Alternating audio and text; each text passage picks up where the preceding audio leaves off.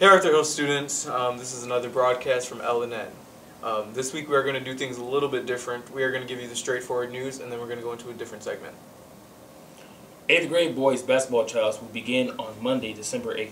In addition, NHS will be holding a cereal drive and there will be further enlightenment about that. Student council members, lights need to be plugged in by next week, not just set in windows, downstairs by Saturday. Upstairs can be done during the bazaar.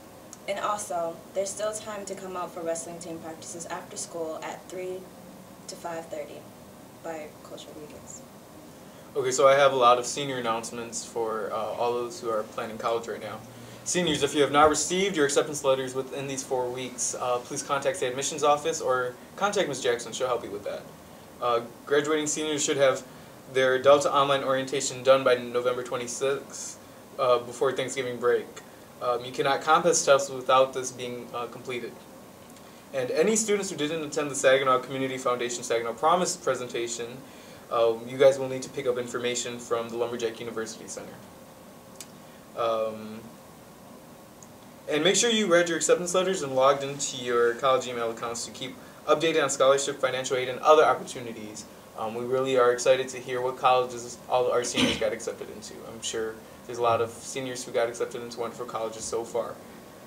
And any seniors who are seriously considering Western Michigan University as one of their top schools, you need to see Ms. Jackson. She is Western Michigan University alumni. All right. And, oh, I have one more, I'm sorry. And seniors also applying to the Wilmer Hammock Z Scholarship should turn in their application to the Counseling Center by next Wednesday. You must have a 3.0 GPA to qualify. And I think that's it. All right. Now we all know, sadly, last week, Officer Scott suffered from a heart attack. He passed away on November 28th, Friday. Scott was a loving, caring, and motivating person who listened to everyone and touched the lives of many people. And in commemoration to Scott, LNN has implemented a special segment, and here it is.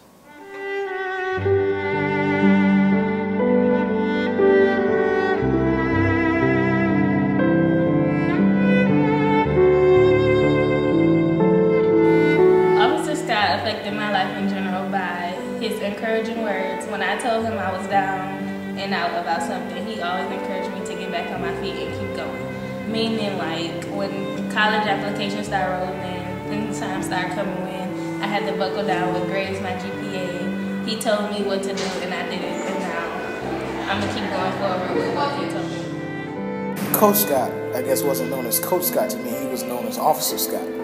He was known as Father Scott. He was known as Go-To Scott. Scott was he was the person, he kept this building afloat.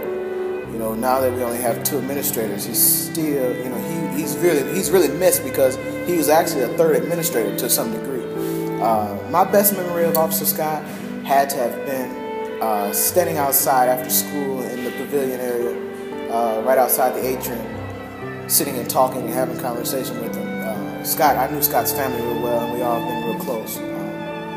He was a great person, all over a great person. We did things for the choir, for the talent shows, things of that nature. He was ready to assist, apt to assist, and he was just a wonderful person. Very, very, very. Officer Scotty was just really what he did day in and day out. When I heard the news and everybody was devastated, it just broke my heart. The thing that came was just all the days that we worked together and what he did for so many students, so many parents, so many staff at Arthur Hill and out in the community, the athletes, etc. There wasn't one thing, everybody knows he had a great sense of humor. Everybody knows that anybody could have talked to Scotty, really, about anything. And he would do anything that he could to help anyone. And he did that day in and day out. You know, some people do it for a day or two, but Scotty wasn't like that. I mean, he was really special in terms of how he interacted and helped people over the course of his whole lifetime. For me, Officer Scott influenced me a lot just because he was a constant reminder of keeping all of what we do at Saginaw Public Schools centered around helping students and helping people. all the time, you know, trying to achieve, trying to get, you know, meet their goals after high school, you know, just how to be good people and how to solve problems. He did that day in and day out, and it was really an honor for me to work with him, because it just was. He kept that front and center every single day. Thank you for answering my questions. Have a good day, and what's something you'd like to say to him? Just, Officer Scott, thank you so much for what you did for so many people, and your heart always shined through all those years that we knew each other, and you'll be dearly missed. You were truly, truly a special leader. Officer Scott will truly be missed. He was really like a mentor to me, and I know a lot of others. He was like my best friend. He helped me overcome a lot of trials and tribulations, and I will truly miss him, and him without here would never be the same. But I know, as us being 2015, we have to do this for him. So it's all for you, Officer Scott. Okay, and the wait for Officer Scott will be Saturday at Browns Evans Funeral Home from 2 to 8. And the funeral will be Sunday at 3 o'clock here at Artheo in the auditorium. Rest in heaven, Officer Scott. You will truly be missed by LNN News. We love you. I do for her sake.